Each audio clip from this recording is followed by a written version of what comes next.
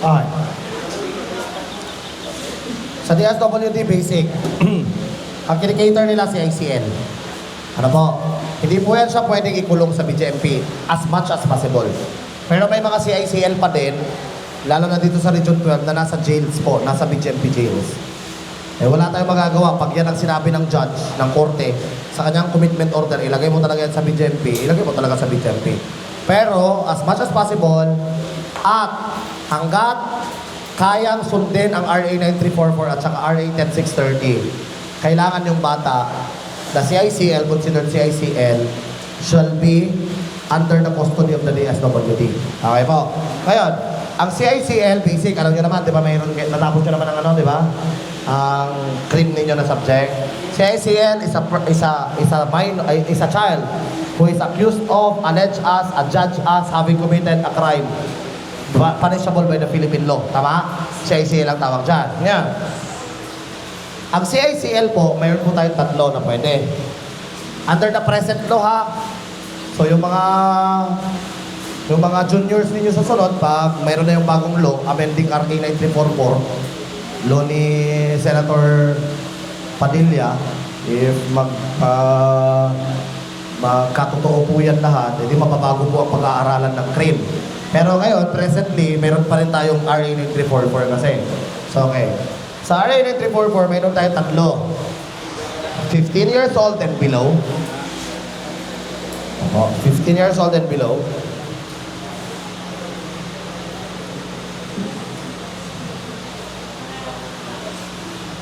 Over 15, below 18. Eto, dalawa. With discernment, without discernment. Tama?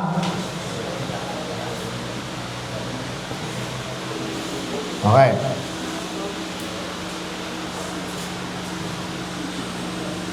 Pag 15 years old and below, ang tawag dyan is absolute criminal irresponsibility. That is why, always exempted po yan siya. Tama?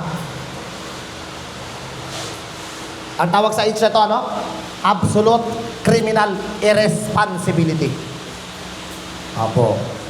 Pag eto naman, ang tawag po na age is conditional criminal responsibility. Bakit conditional? Kasi titignan yung discernment. Pag sinabi mong discernment, that is the capacity of a person to know what is right from what is wrong. Tama? Okay. Kapag with discernment, pero kang susundin, pwede kang mag-diversion. Tama? Kung gusto, mamaya, patuloy natin. Pag without discernment, automatic exempted. Okay. Ngayon, ang 15 po dyan is special. Under the law, when we are talking about 15 years old, you are 15 years old only on the day of your anniversary. Again, 15 years old under RA 9344, guys, is only up to the day of your anniversary. Example, 15 years old ako ngayon kasi ngayon yung birthday ko. Kasali pa ako sa exempted. Bukas, hindi ko na birthday, nakagawa ako ng crime, hindi na ako exempted. Aalamin na ang aking discernment. Again ha, ang 15 dyan hanggang sa birthday mo lang na 15. Kasali. Bukas, hindi mo na birthday, over 15 ka na. Nakuha? Okay, ngayon.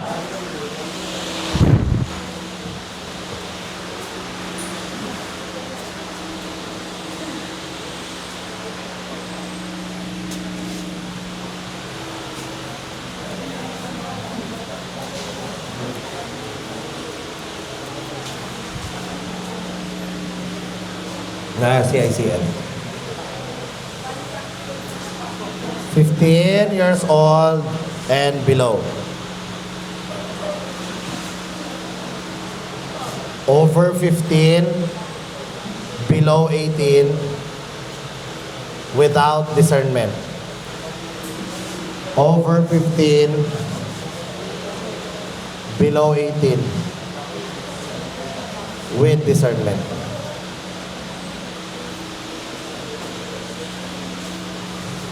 Automatic, exempted. Tama? Pero, kailangan niyang mag-undergo ng intervention. Very good.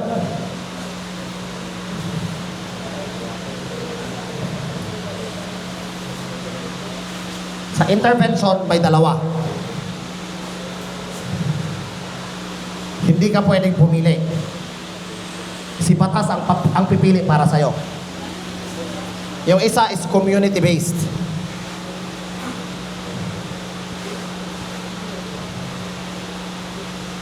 Ibig sabihin, uuwi ka sa bahay nyo. At mag-a-attend ka lang ng mga series of activities. Tama? Tama. Yung isa naman is in-house.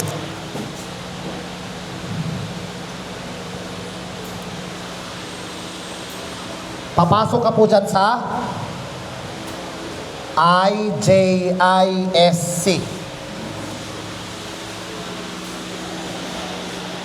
IJISC, parte po yan siya ng Bahay Pag-asa.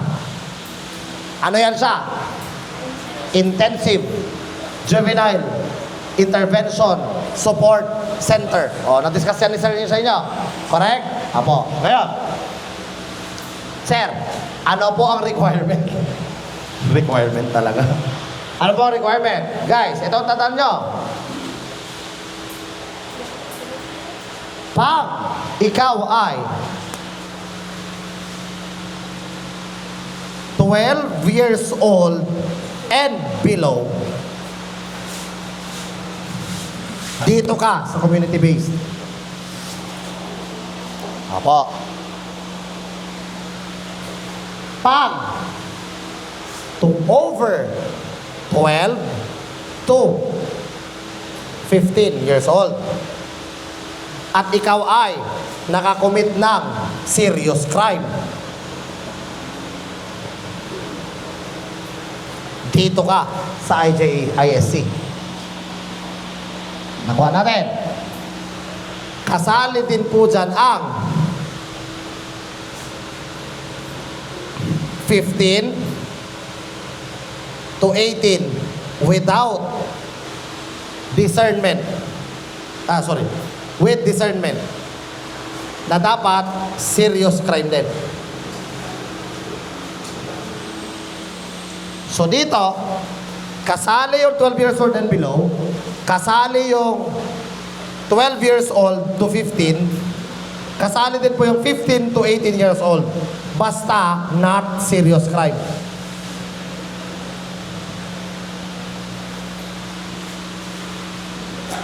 Kasali din po dito ang kahit hindi serious crime, basta siya ay makukonsider na oftener. Kumbaga pa, recidivist. Kumbaga pa, recidivist. Nakuha? Okay. Kaya mo tayo. Sir, ano po yung mga serious crime?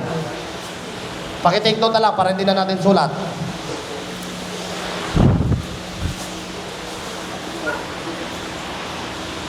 Una, murder. Parricide. Infanticide.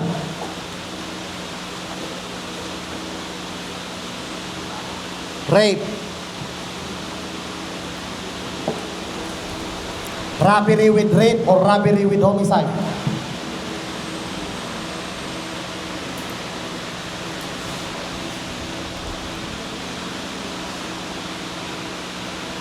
Carnapping with rape or carnapping with homicide.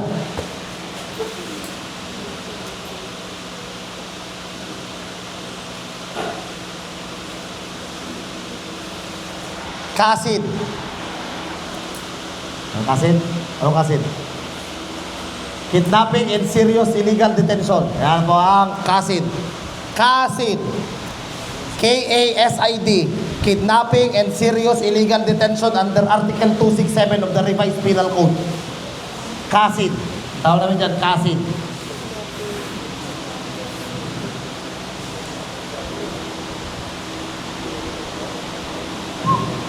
And lastly,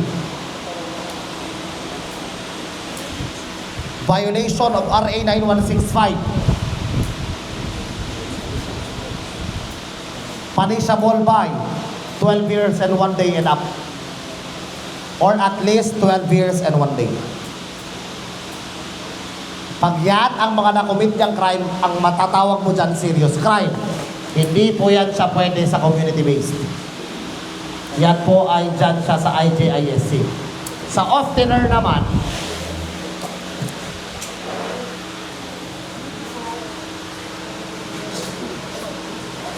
even if not a serious crime.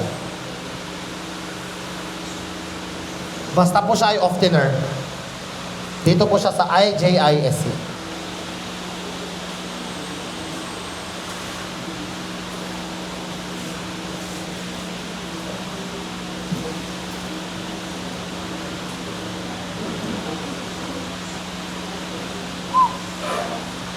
Okay tayo. Wala tayong problema dito sa without discernment. Ang gagawin mo lang sa without discernment, exempted pa rin niya. Pipili ka lang din dito kung saan siya ilalagay. Yun ang problema natin. Pag with discernment.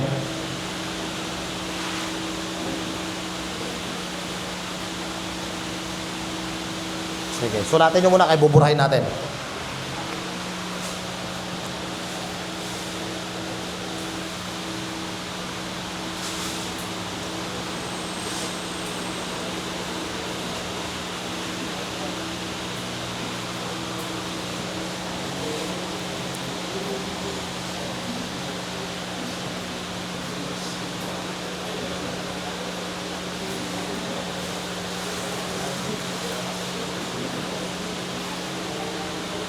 Okay na.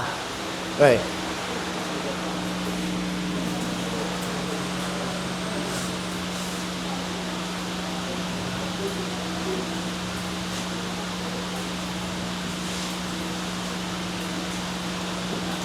Ito ang problema, over 15, below 18, na may discernment.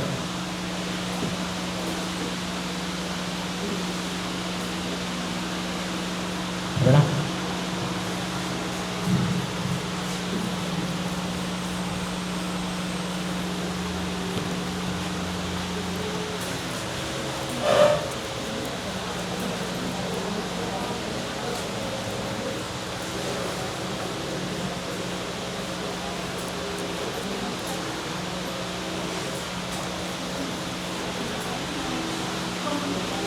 Ipagilid ko, ituloy nyo lang yung doon para magkasya lang sa akin dito. With discernment.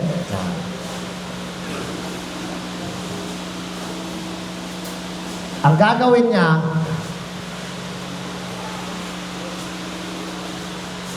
titignan kung pwede siyang mag-diversion. Anong diversion? It is a proceeding to determine the liability and responsibility of a particular child in conflict with the law. To address, syempre, the child without resorting him or her to a formal criminal justice system. Kaya nga diversion po siya. Kung pasok siya. Ngayon, sa diversion po, pakitake note, pag drugs po yan, victimless crime. Tama? Automatic, applicable ang diversion. Kasi wala pong complaining party. Tama? Victimless crime is the absence of complaining party. Hindi po ibig sabihin na wala pong nagko-complain sa'yo, kundi ikaw mismo yung biktima ng sarili mong kagagawan. Parang ganyan. Okay. Pag drugs, automatic po yan, ikaw ay bibigyan agad ng diversion program. Pag drugs, pakilagay. If violation of RA 9165, agad-agad yan siya guys, creation of a diversion program.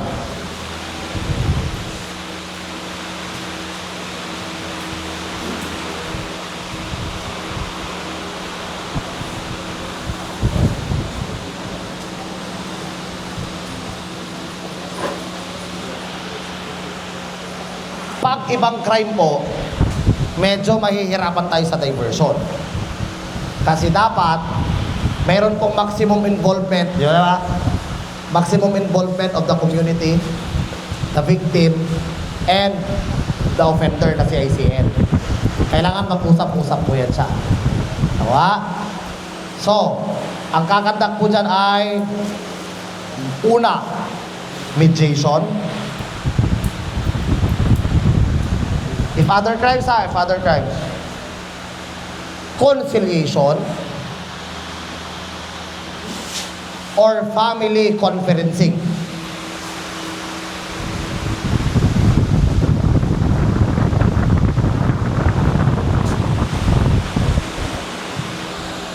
Ano po yan siya?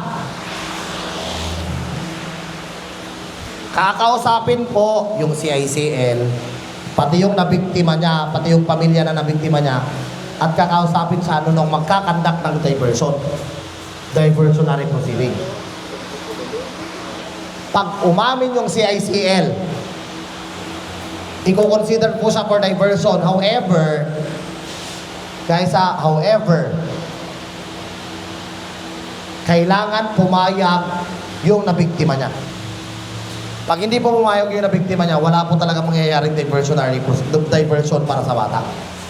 So, kailangan umamin at kailangan pumayag yung pamilyang nabiktima. Nakuha? Kadalasan, di naman yan papayag eh. Di ba? Okay. Pero guys, if the crime is punishable by 12 years and 1 day, pataas.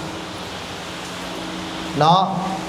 Titignan na lang kung pwede siyang mag-diversion or hindi.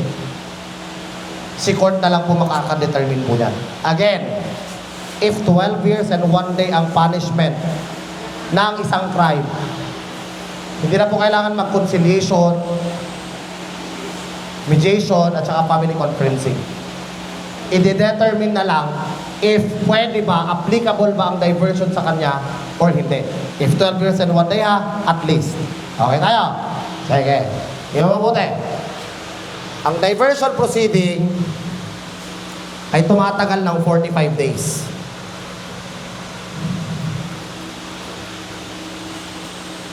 Sino-sino po ang pwedeng mag-diversion?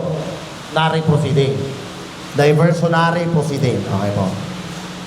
Diversionary proceeding. Kailangan makumpleto po siya 45 days. Yan, completion. Completed. Okay. Who?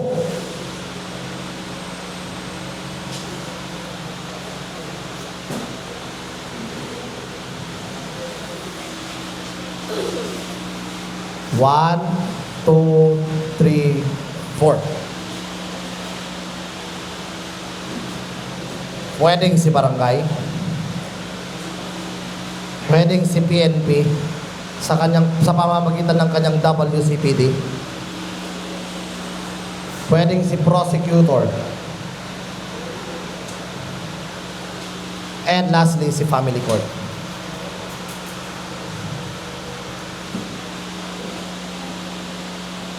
Again, pag droga, pag drugs, victimless crime, matic diversion po yan. Hindi na po kailangan ng conferencing, mediation, at saka conciliation, conferencing, and mediation. Hindi na po. So, other crimes na pong pag-uusapan natin, ha? Okay.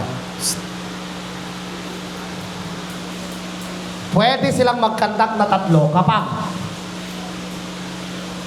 the crime is punishable by up to 6 years.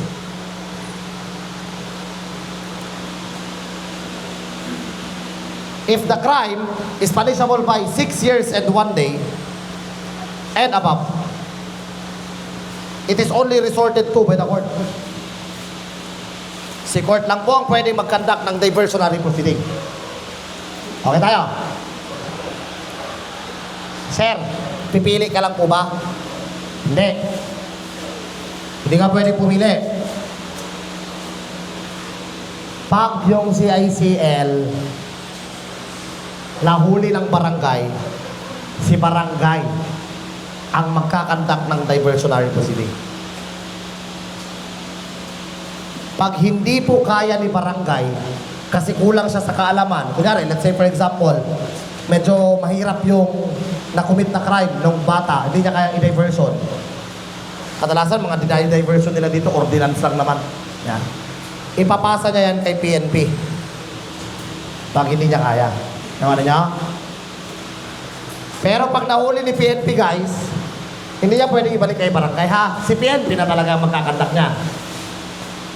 Si barangay, pag hindi niya kaya, punta niya kay PNP. Pag hindi naman kaya ni PNP, kasi medyo technical na, ipapasa niya kay prosecutor. Pag hindi kaya ni prosecutor, ano niya ipapasa? Kaya niya yan. Abogado yan eh. Kaya niya yan. Nakuha na niyo? Last resort. Huwag mo nang istimuruhin si court kasi sa kanya po ang 6 years and 1 day and above. Okay? Again, ulitin ko pa. Pag hindi kaya ni prosecutor, hindi pwede. Kaya niya yan. Kasi abogado siya. Okay.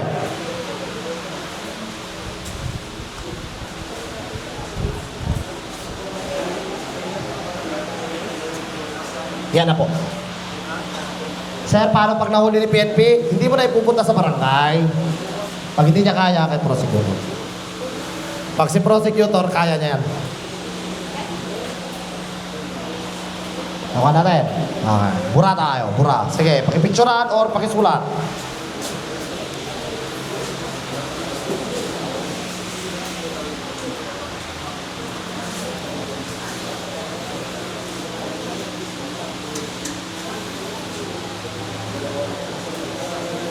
Uulan, no?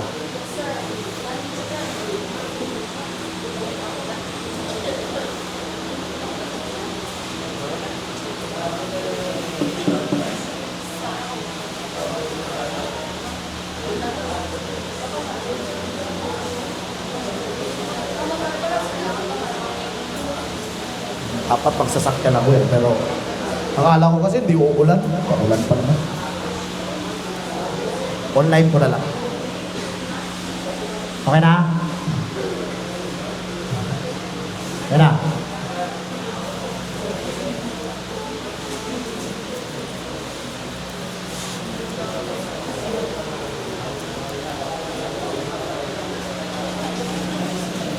So, kapag siya po ay magdadiversion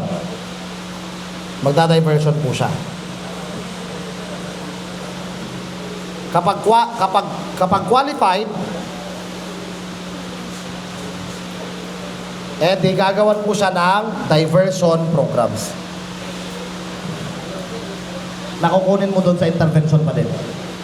Kapag disqualified, ito yung problema. Pag DQ siya, guys, magkakaroon ng filing of information. Ay, sorry.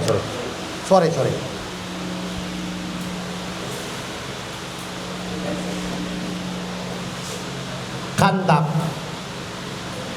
of preliminary investigation.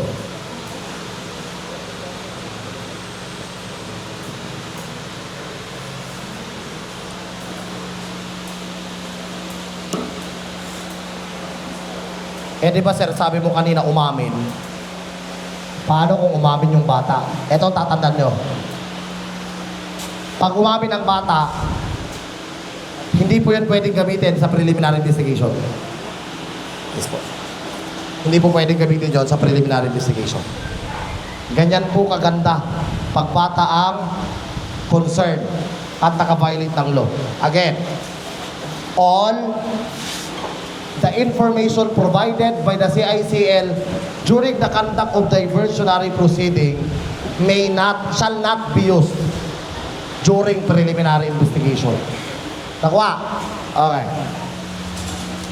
Siyempre, pag nagkanda ng preliminary investigation, dalawa lang pupuntahan. It's either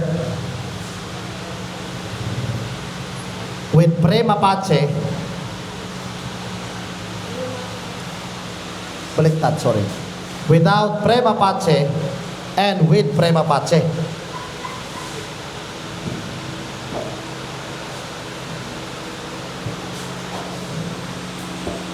Pag walang prima facie, guys, at bata pa rin siya, 21 years old and below pa din siya, mag-i-intervention pa din siya.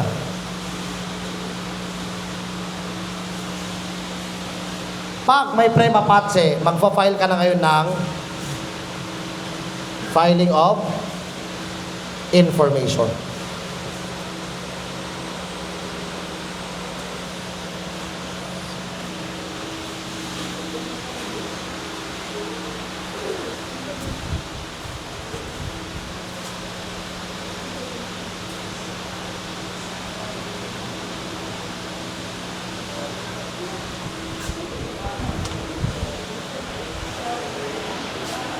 Pag nag-file ng information, matik, magkakandak ng trial. Tama? Pagkatapos ng trial, aalamin kung siya ay may kasalanan yung bata.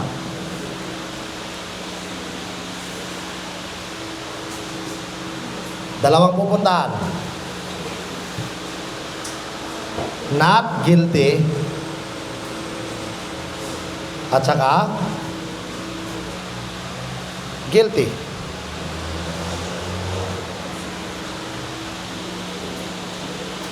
Pag not guilty at 21 pa rin, pababa yung bata, kailangan niya pa rin mag-intervention. Basta up to 21 years old lang, ha? Okay. Pag guilty, hahaba na naman. Okay. Pag guilty yung bata, saan? Diversion program. Apo. Again.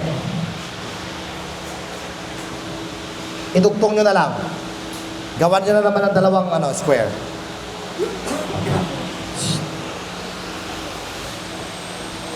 Ako na lang. Burahin ko na lang. Sige, pakitapos mo na.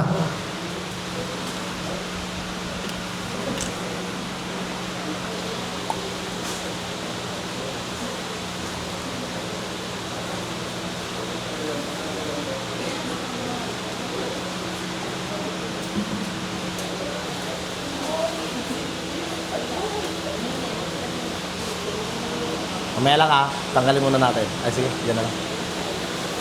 Okay na. Guilty. Pag guilty yung bata,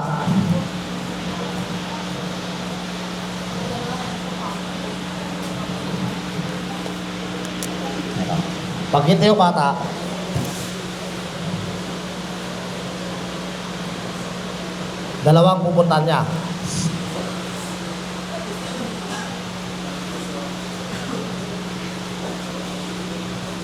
If the CICL is still minor,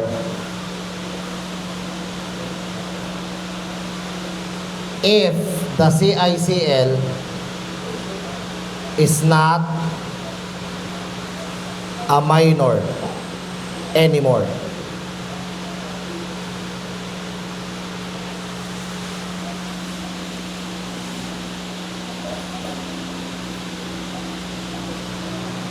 pag minor pa rin po siya, noong siya ay na-guilty, so ibig sabihin, mabilis yung kaso.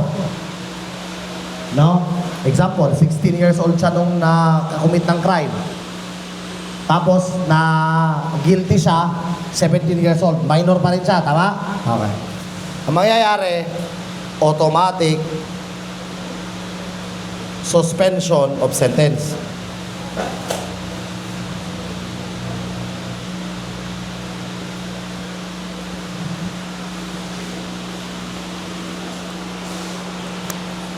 Pag hindi na po siya minor, ibig sabihin, nung nakonbikto siya, 18 na siya. Or 20, 21, 19, ganyan. Kapag ganun po, the council may file or petition for a suspended sentence.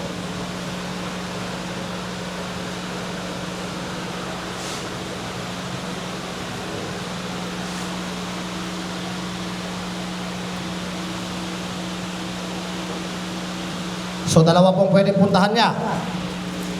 Ano po yung pwedeng puntahan niya?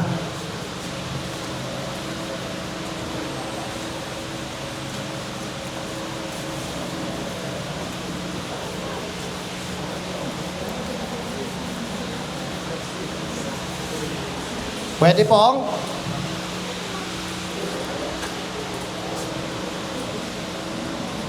granted or denied. Dalawa. Pag granted yan, edi suspended yung sentence. Pag denied po yan, matatransfer na po siya to an agricultural prison. Oh, yan na po yun.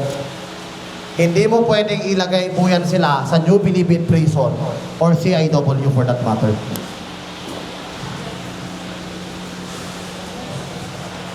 Matatransfer po siya sa agricultural prison for service of sentence. To serve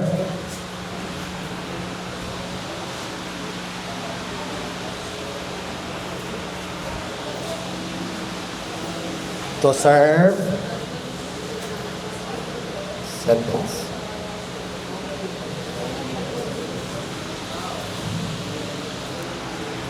Pag granted po, mag-i-stay po siya in the Bahay Pag-asa for monitoring. Ganon din po yun doon. Siya din po, kasi automatic yung suspension ng sentence niya, mananatili po siya sa Bahay Pag-asa for monitoring purposes. Pwede hanggang 21 years old.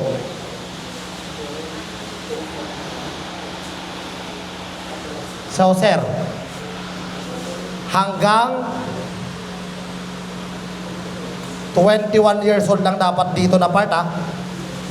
Kasi pag 22 na po siya, na-convicto, transfer agad. Hanggang 21 lang po yan. Sir, meron bang ganun, sir? Meron. Meron nga kaming CICL dati, 24 years old na siya. Hindi pa rin natatapos yung kaso niya. Okay, hanggang 21 years old lang yan. Bakit, sir? Bakit suspended ang sentence?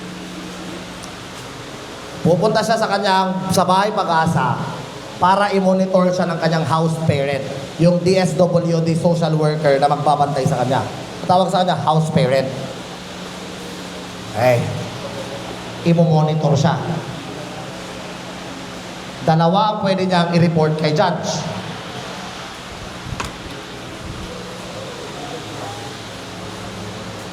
It's either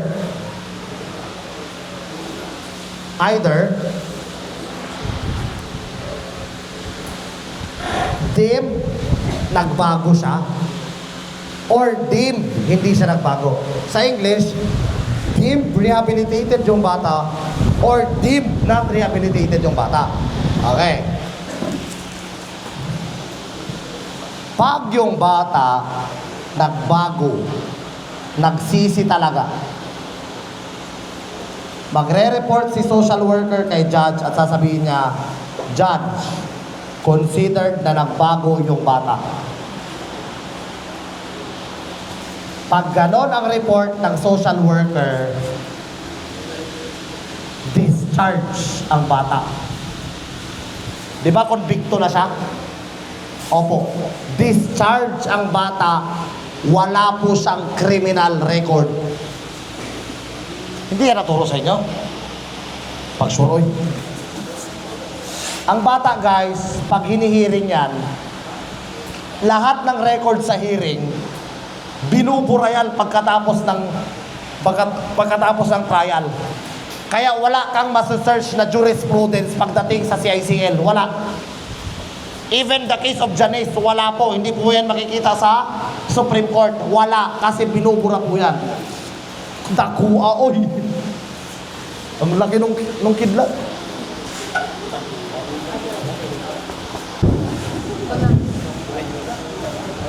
Okay. Again. Ulitin ko. Pagsabi ni social worker, deemed rehabilitated yung bata. Kahit pa po guilty po siya ng 4 counts of murder, matik discharge, no criminal record. Pag sinabi ni social worker, judge, walay pagbago ang bata, judge, itatransfer po siya sa agricultural prison to serve sentence. Nakuha. Hindi po dapat lalampas ng 21 years old ang pag-monitor sa kanya. Pag lumampas po yan, hindi na pwede. Magde-decide ka na dapat if they rehabilitated siya or not. Nakuha ninyo? Opo. Marami kasing nagsasabi na kapag yung bata daw si ICL na konbikto, automatic suspension of sentence. Hindi. Kasi kung automatic suspension of sentence yung CICL na nakonbikto, bakit si Janice? Ang last ko pong pagkakaalam, yung uyab ni Janice nandyan pa rin for monitoring. Si Janice na transfer po agad. Pagkatapos siya makonbikto. Wala pong suspension of sentence na nangyari. Nag-apply ba? Yes, nag-apply. Denied? Denied. Transfer to agricultural prison. Sir, pagkatapos po nito, sir.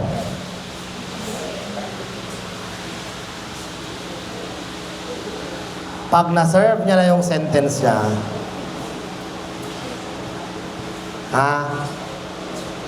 let's say, 20 years ang kanyang sentensya. Pag na-serve niya na yung sentensya, syempre, lalabas na siya, laya na siya, di ba? Wala din siyang criminal record. Yon ang ikinakagalit ng mga magulang nung pinatay na 2 bata. Kasi, bata pa si Janice, 18 noong nakulong. So kung 34 years plus 34, 52, lalabas na siya. Hindi lang yan 52, bakit? Kasi may GCTA pa. Mamaminus pa yun. So more or less 40 years old siya lalabas. Bata pa. Makakalabas pa rin siya at wala siyang criminal record. Ganyan po kalinyen ang batas ng Pilipinas para sa mga bata. Yes po, ganyan po talaga. Kuha. Yes po. I-chat ko muna yung mga estudyante ko. Saglit lang.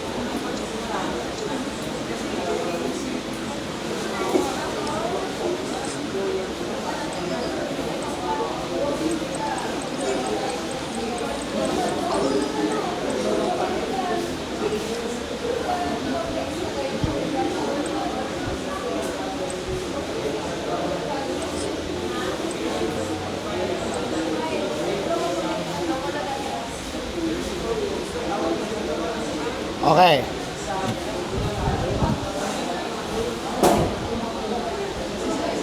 Ay.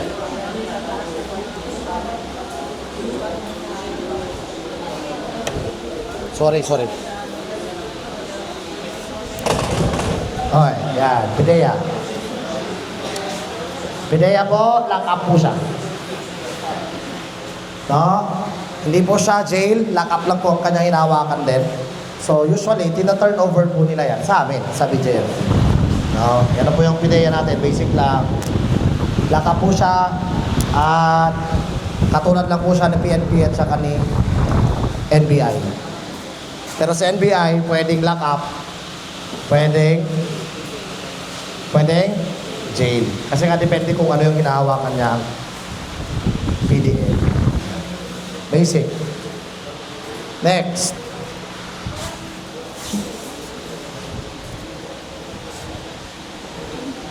Other government agencies po, nandyan po yung Bureau of Immigration. Yan. Meron po silang Bureau of Immigration Detention Centers po. Nasa Manila po yata yan siya. Ito po ay intended for the Foreign National PDL. Sir, paano pag nahuli po dito sa atin, sa local, dito sa Tacorong, let's say for example, kapag nahuli po dito sa Tacorong, wala naman pong Bureau of Immigration Detention Center dito, nilalagay muna siya temporarily sa jail, sa BJMP. And then, tina-turn over po yan sila doon sa Bureau of Immigration Detention Centers. Sir, bakit po mayroon po silang separate? Para po mas madali pong mamonitor ng kanilang mga ambassador po, yung kanilang kaso.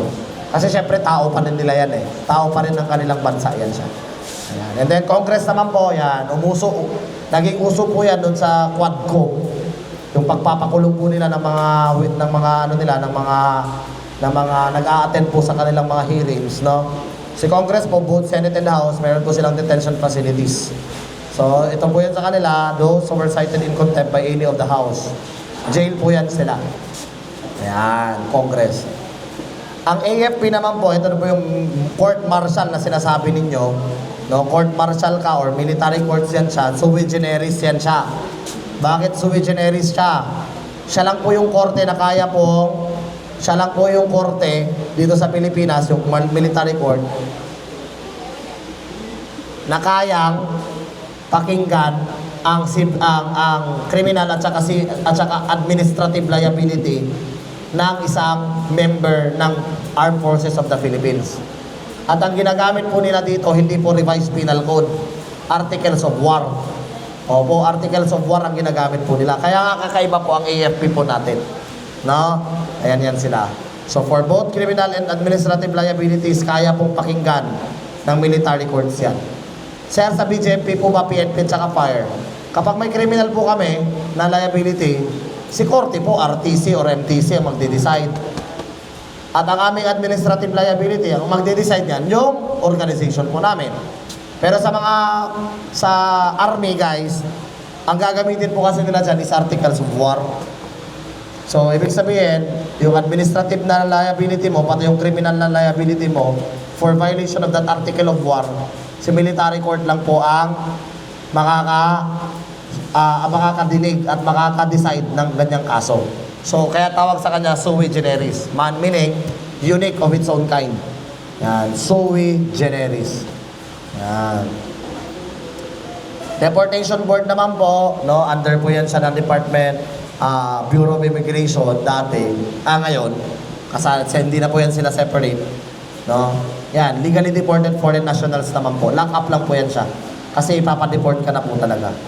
COMELEC, syempre, dapat may lock up po sila, pero kadalasan wala naman. So, ginagawa, basta walang lock up, guys, tina-turn over po yan siya sa nearest police station. Ganun lang po. And other government agencies that have custodial detention facilities, whether or not temporary confinement or detention, or as may be required by law. So, kahit ano na pong agency ng government na may power po na magpakulong, pwede na po yan sila. So, yun po yung sinatawag natin na other government agencies po. Na may custodial and detention facilities. Ayan na po siya. Then, tapos na po tayo sa 5. Sa mga historical perspectives, guys, kayo na pong magbabasa niyan. No, very self-explanatory po yan siya. No? Yan, like securing sanctuary. Yan. Sabi niya dati, ang gagawin mo lang daw po, ang tawag ko sa securing sanctuary, Kim-Chu. Kim-Chu method. Yan, Kim-Chu. Bakit? Sabi niya dati, kapag nakakomit ka daw ng crime, ang gagawin mo lang daw ay pumasok ka ng simbahan. Kaya nga, you will be securing your sanctuary.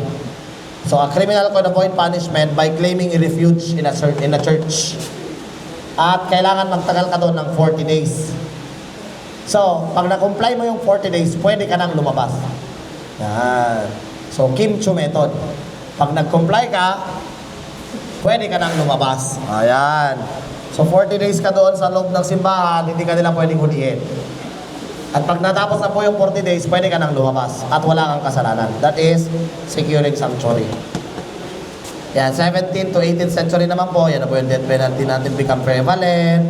18th century po, Age of Enlightenment, or Golden Age of Penology, the century of change. And it is also the period of recognizing human dignity. Kasi dati-dati po, ano po yan siya? Dati-dati kasi, ang penalty is retributive. Natandaan niyo po yung Lex Taliones? Ulan na?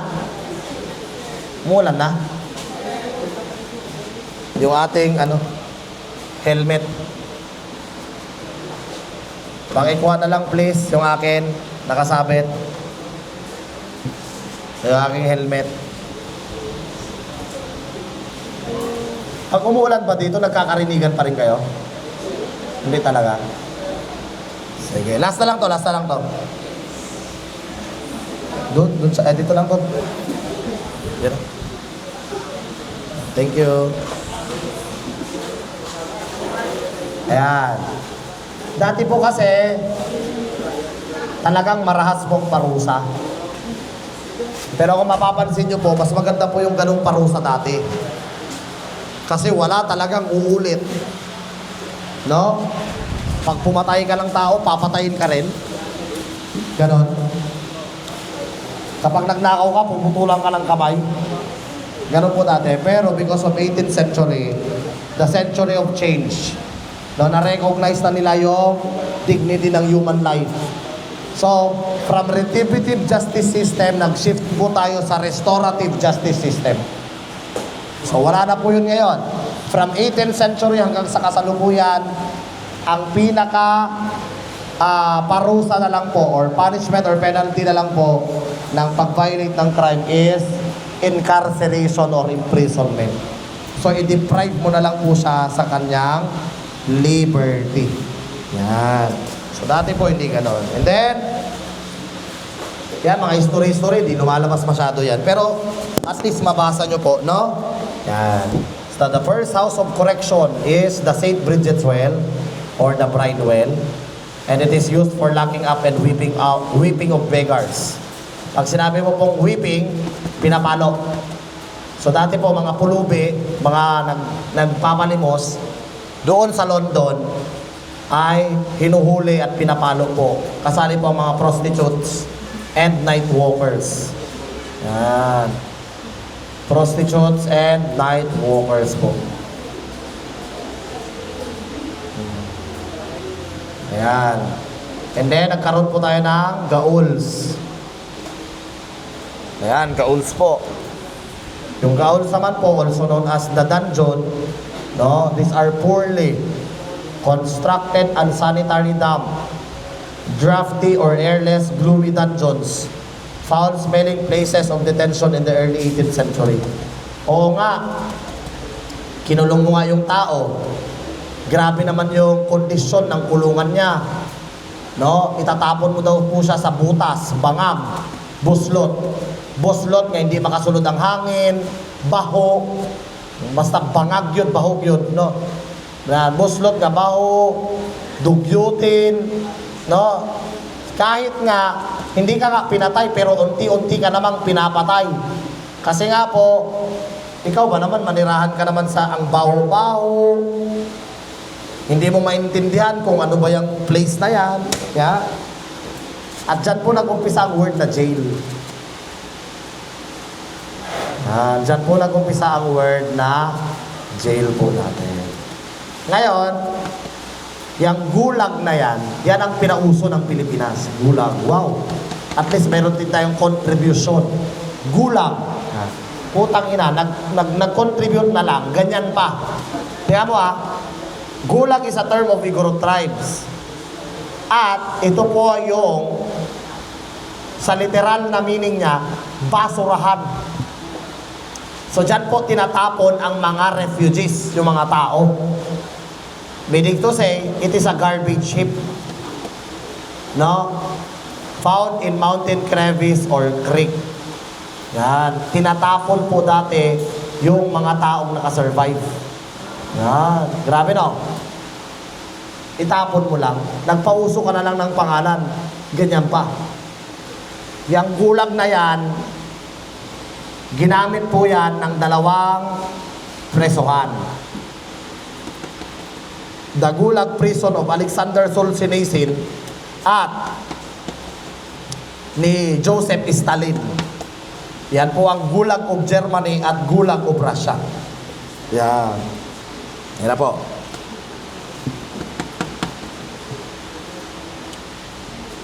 Sa Gulag of Germany po, ang pangalan niya po talaga yan is Gulag Prison of Alexander Solzhenitsyn. Diyan po kinatay ang thousands of Jews nung panahon ni Adolf Hitler. Diba? Naalala niyo po yung mga pinatay niyang mga Hudyo? Kaya galit na galit po ang Katoliko sa kanya. Kasi pinatay niya po mga Christians, kapwa niya Christians, mga Hudyo po, Jewish. Diba? Or Jews. Gulag of Russia. Ang Gulag naman of Russia is an acronym. Ang ibig sabihin ng Gulag sa kanila, Corrective Labor Camp. Yan naman po ang kinakonsider na pinakamapanganib na presohan noong panahon ni Joseph Stalin. Actually po guys, may mga documentary videos po yan sila sa YouTube. Pwede nyo po panoorin po yan. Yung Gulag of Germany at saka Gulag of Russia. And then, Mamertine Prison. Yung Mamertine Prison naman po, it is a prison built under the main sewer of Rome in 64 BC by Ancus Maritus. So, ano po ibig sabihin ng sewer? Ano? Drainage. Opo. Sipin mo po dati, grabe ang presuhan. Ilalagay ka sa ilalim ng drainage system. Grabe ang presuhan, no? Ilalagay ka sa ilalim ng drainage system. Oh, tanginang yan. And then, nagkaroon po tayo ng Hawks. Sa Hawks naman po, ang tawag po dyan, floating hell. Or prison hell. Yan. Ito po ay tinatawag ng mga prison ships. Alternative po yan to gaols. Diba sabi nga natin kasi kanina, mabaho po yung gaols. Mabaho, dugyot, lahat na. So, unti-unti ka rin mamamatay po doon dahil naamoy mo ng lahat, mamamatay ka sa sakit. Yan. So, sabi nila, palitan na natin tong gaols. Ay papalit natin is prison ships. So, pag sinabi mo pong prison ships, ito po yung mga abandoned or former warships. Hindi na ginagamit. Anchored in some English ports. Ano yan, sir? Napanood niyo yung escape plan? Apo. Ang escape plan, ang pinagkaiba lang doon, yung barko tumatakbo. Naglalakbay. Ito po, hindi. Kasi sira na yung barko na yan. Ang escape plan po ay pinaghalong Hawks at saka Panopticon Prison. Opo, ang Panopticon Prison po kasi, yan. Hindi po yan naging jail talaga. Hindi po nakaisota. Kumbaga pa ghost project yan sa ghost project. Ang Panopticon Prison. Bakit? Hindi po nakaisotoparan yung presohan na yan. Pero ang kanya pong disenyo ay it is a tank-like structure. Nakita nyo yung escape plan? Diba? Pabilog yun siya. Tapos, transparent. Nakikita mo yung activity ng preso, tama? That is the meaning of, tawag dyan, opticon. It is to allow the observer to observe. So nakikita mo yung activity na kanyang ginagawa, kahit nakatulog pa siya or kung may ginagawa siya, kasi transparent po yung kanyang senda, kumbaga ba. Benefit of clergy. Ito naman to. Ito yung dahilan kung bakit nagsulat si Jose Rizal ng Il Filibus Terismo tsaka No Limitang Ire. Kasi po, entitled po talaga dati ang mga members ng clergy, mga pare, Padre Damaso ba, kumbaga. Kapag member ka daw ng clergy, no, hindi ka daw mapaparusahan ng hindi ka daw mapaparusahan ng okay hindi ka daw mapaparusahan ng masyadong mabigat. Kasi nga po, ito ay member po ikaw ng isang religious na grupo. Clergy. Di ba? Trial by ordeal naman po, yan naman po yung kalukuhan. Kalukuhan. Dalawa po ang ginagamit kasi na trial dati, nung sinaunang panahon. Trial by ordeal, yan po yung kalokohan at saka yung tinatawag ninyo na compurgator. Alam niyo yan? Leia yan eh. Tapos yun naman kayang leia nyo. Yung compurgator po, ito po yung kabaliktaran nitong trial by ordeal. May manunumpa po sa yung mga friends mo. Sasabihin na, ay, bukot gidla siya. No? Kilala ko gitna siya, buot gitna siya. So, hindi ka na mapaparusahan yan. Ang tawag ko doon, compurgator system. Okay yun siya. Eto, kakaiba, trial by ordeal. Kalunguhan yan siya. Ang subject dyan will face, yung tao will face painful tests. Tapos, kakaiba yung pamamaraan kung paano malaman yung guilt at saka innocence. Pag nasaktan ka, guilty ka. Pag wala kang galos, inosente ka. Gago kalokohan. Example, red hot iron ordeal. Yan yung mga introduction to criminology, di ba? Kumbaga pa, may plancha. Ilalagay sa dila mo. Pag hindi ka napasok, inosente ka. Pag napasok ka, guilty ka. Gago ka man siguro, no? Mapasok ka nga sa sabaw. Yun pa kaya, plancha ilagay sa dila mo, oh. Wow, hindi napasok. Inosente. Tistingan tabi. Sabihin na lang natin na wala ka talagang ginawa. Inosente ka talaga. Kuha ka ng plancha doon. Ilagay mo sa dila ng nanay mo. Nay, ang ban ni Sir Pablo ngay nanay ba?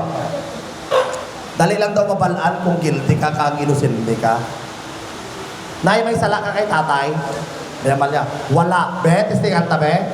Kuha atong plancha, Mark. I-full mo itong plancha. Ari na yung testingan tabi?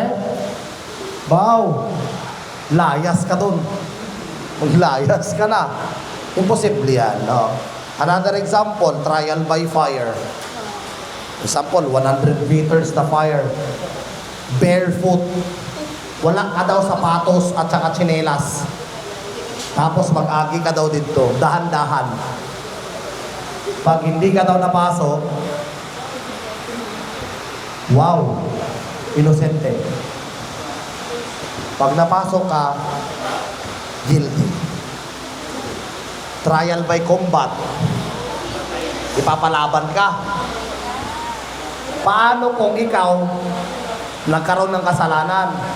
Tapos, yung standard nila, parang kay LeBron James kalaki. Kaya kahit anong galing mo siguro, guys. Ang kalaban mo, 6'8", ikaw 5'4". No? Another yung balance, trial by balance. Ikaw daw,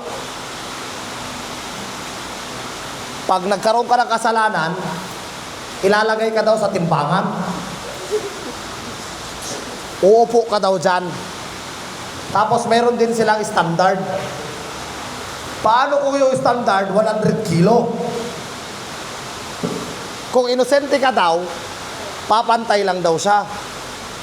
Paano kung 52 kilo ka lang? Paano man magpantay yung 52 kilo at saka 100 kilo, no? And yung pinakaisa yung donkey. Alam niyo yung donkey?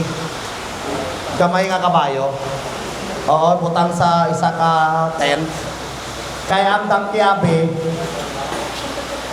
donkey, sensitive ang iya nga ikog.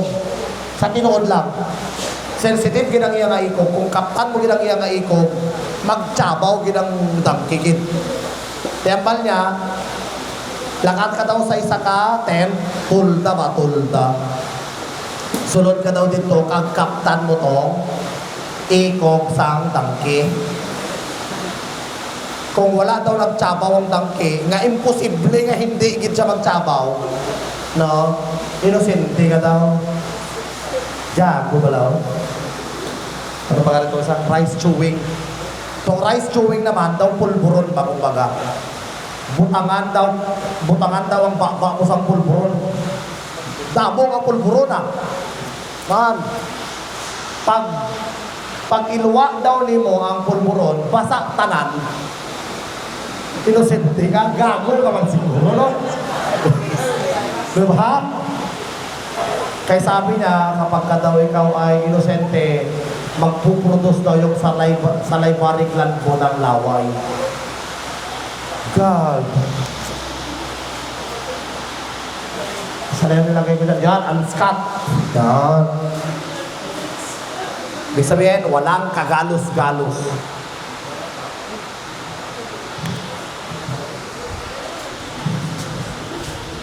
Alcatraz.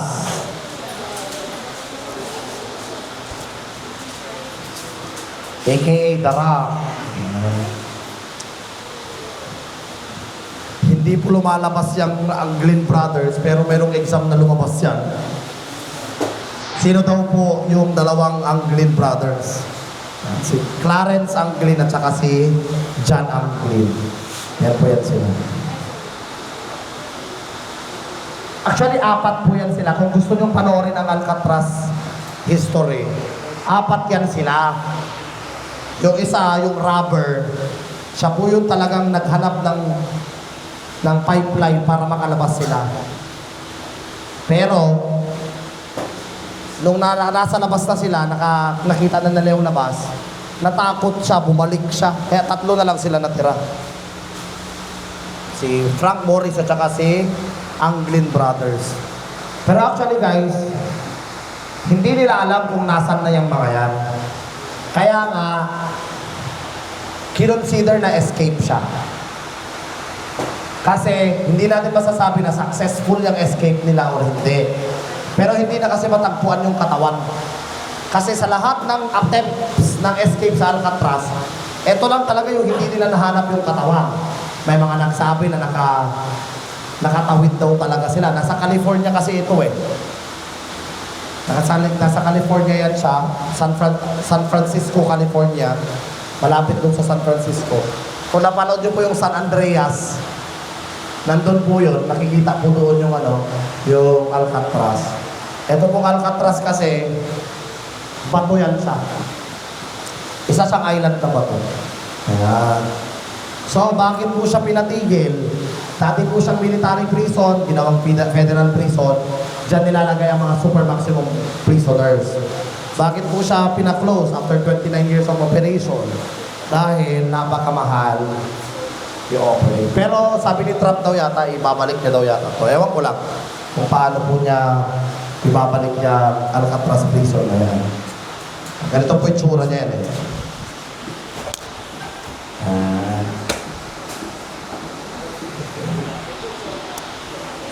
Diyan kami nag-OJT dati. Diyan. Opo. Ito pong Alcatraz yan. Actually, akala nyo, yan lang yan. Pero sa ilalim niyang buong bato yan. Buong bato yan hanggang ilalim. matapos malaki. Kumbaga pa, just the piece of the iceberg ba? No, maliit tayo nakikita mo sa ilalim, napakalaki pala. Tama? Yan. Ang current po nito, freezing. So, kapag nilangoy mo yan, magkaka-frostbite ka pag naabot mo na yung pinakamalapit. 1.9 miles. Yata ang pinakamalapit. Ayan. California po yun siya. Tapos marami po yan sila. Malakas ang current. Tapos maraming killer whales. So kapag nilangoy mo yan, siguro may chance ka namang survive ka, pero napakalit ang chance of survival mo talaga dyan. Opo. Tapos, syempre, pag pumunta ka doon, na-alert na yung mga pulis, pagdating mo doon sa port or sa lupa, mauuli ka din. Kaya nga sabi nila, kinonsider nila natakas yung tatlo kasi hindi talaga nila nakita yung katawan. Opo, yan. Dito dito yung helipad. Dito kami nilapag noon nung hinatid kami ng California District Police, Police District. Ito kami. Ito po yung Tacorong Water District. Preso to. Actually, pwede pong bumisita dyan ngayon as a tourist destination na po siya ngayon.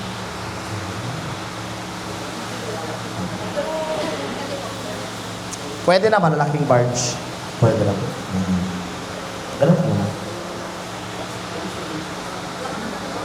Medyo blurred pa kasi yung aming drone dati, kaya ganyan lang talaga yung picture ko.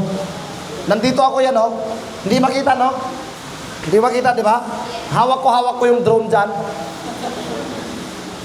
Medyo hindi siya, pangit yung pagkakapicture, no? Yan. Tapos pag umaga, dito kami naga-dozen. 1, 2. 1, 2 dyan. Tapos dito na kami maligo. Joke lang. Sige, tama na. Bukas naman ulit. Bukas ulit guys, alas 8, please, nandito na tayo, ha? Sige, thank you very much.